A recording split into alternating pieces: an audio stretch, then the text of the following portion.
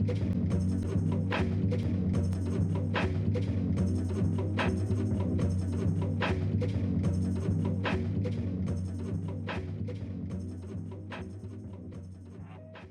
a journalist at the BBC, and I am a joint lead and Berkman fellow. I want to talk to you a bit about sort of what I've been doing for the last few years. I'll start with some pictures. This is the Mumbai attacks in 2008. This is when I was working mainly as a foreign affairs producer in South Asia, and we were sort of sent to Mumbai very quickly when we heard that some really bad stuff was going on. And this basically is, we heard gunfire. We were stationed quite close to the hotel, probably too close. And we heard gunfire, and you could sort of hear bullets whizzing past us. We're not entirely sure how close they were, but you hide anyway. And you'll notice that two of my colleagues stayed on the phone, and one other idiot was busy taking photos. So you kind of hide, and but you kind of carry on working too. This is Tahrir Square in Cairo, about 10 minutes after the president stepped down. The place is going up, so I managed to grab a shot on my iPhone in very bad light. You can kind of get the idea of what's sort of happening. The place is just going mental. Those people are standing on a statue where they normally wouldn't be allowed to get anywhere near it.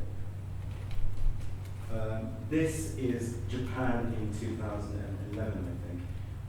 We were there to cover the earthquake, which is still a problem because of the nuclear reactor and all the rest of it.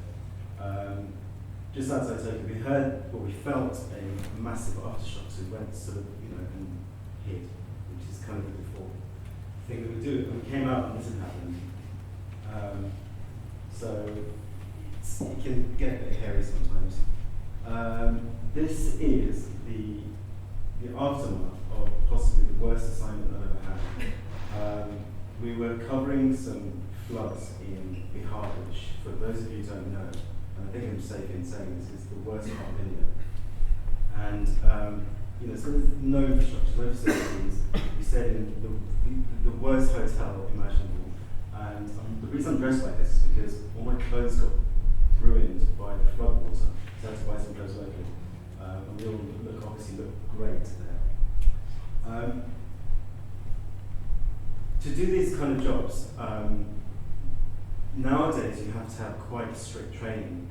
We have a mandatory, every 3 years we have to do this thing called hostile environments training, where you learn how to deal with situations, deal with serious first aid issues, deal with potential attacks, that sort of thing. And it's come about mainly because of these two. On the left is Kate Payton, on the right is Simon Cumbers. Two really, really good BBC journalists who were both killed in 2004, 2005. Kate in Somalia and Simon in Saudi Arabia, and they were shot dead. And there was a lot of soul searching, lots of discussion about how to protect journalists and keep us a bit safer.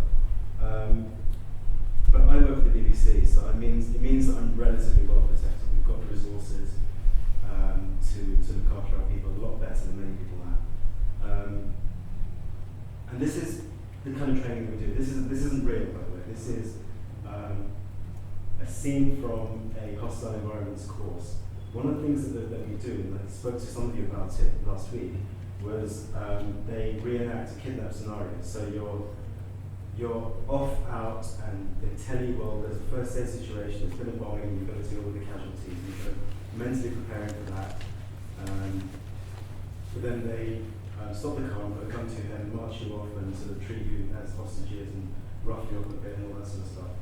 And it's fake, but it's they don't mess around. And what they do is they get special forces people to take the training and to make it as realistic as possible. And these people have been in Bosnia and they've been in Northern Ireland and Afghanistan and Iraq and these places. So they've got no reason to be particularly nice to you, and they're not in this scenario. And there's no sort of pass or fail. You don't do the course and get banned from ever travelling anywhere. Although that's a complete lie, there is a fail. If you're the sort of person that completely panics in this situation, you probably won't get to go anywhere.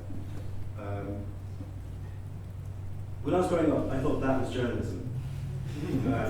I thought that you could both, it's glamorous and you could, fight the man, search for the truth, and also sort of, kick ass yourself. And it's not really the case. Journalist safety is a really, really important issue. Hundreds of journalists have been killed in the last sort of few years, mainly in places like Somalia, Afghanistan, Iraq, obviously where the worst violence is taking place, now Syria. So it's a really serious issue, and I think that not enough attention is paid to it by people who read the news. And to be honest with you, I can understand it. There's no reason for people to give a shit about where the information comes from, especially now in this sort of digital age.